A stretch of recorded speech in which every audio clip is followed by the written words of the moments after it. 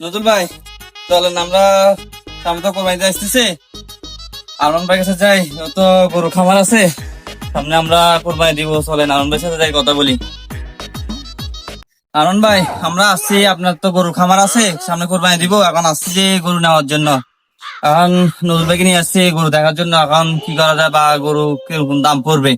অত এলাকার ভিতরে তো আপনার গরুর মতন আর গরু দাও নাই, আপনার গুলোই তো সবচেয়ে ভালো জায়গা যাইতেছে, আপনার থেকেই কিনবো।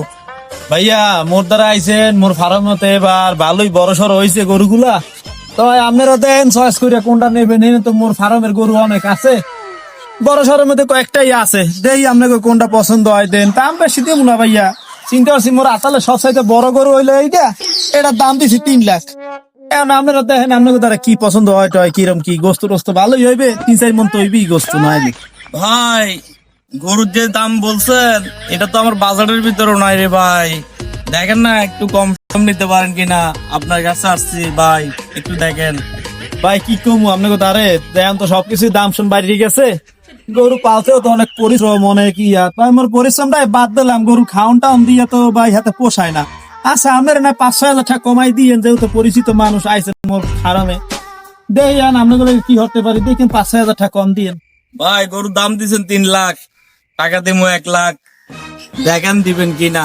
আজকে হচ্ছে সানরাইজ, কালকে ঈদ, আজকে বিক্রি করতে না পারলে ভাই এই গরু তো আর বিক্রি করতে পারতেন না। আপনারা তো ভাই আসলে বোঝেন না, গরুর পালেন না। এখন মুই তো পালি, মুই বুঝি মোর গরুর খাওনটা কি, খরচটা কি।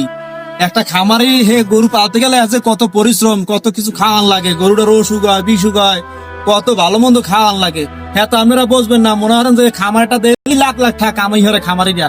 আর হ্যাঁ আমরা ইন্ডিয়াতে যে বলদ গরু হয়, হ্যাঁ কিন্তু আর লাখ লাখ টাকা হাত দিয়ে কোনো প্রশ্ন করেন না।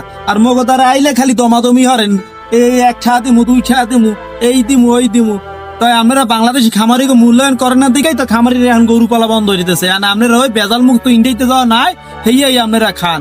ভালো জিনিস তো আপনারা সহে থাকবেন না, আর ভালো জিনিস আপনার মূল্যায়নও করবেন না। এই জন্যই তো এই খামারি এই অবস্থা বাংলাদেশে। আমরা গরুর তো শিং নাই,